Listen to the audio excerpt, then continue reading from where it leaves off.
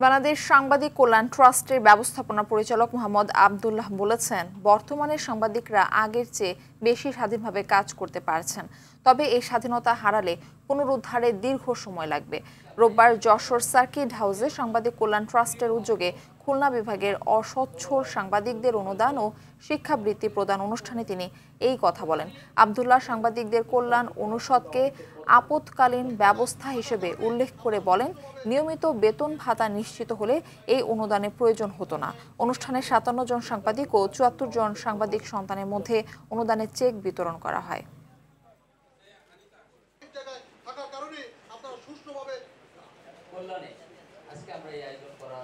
কাণ্ডজ্ঞানহীন হয়ে যায়, তাহলে কিন্তু স্বাধীনতা এবার হারালে ফিরে পাওয়া আরো দীর্ঘ ১৫ বছরের জায়গায় ৩০ বছর লাগতে পারে। কিন্তু এটা মাথায় রাখবেন সাংবাদিক।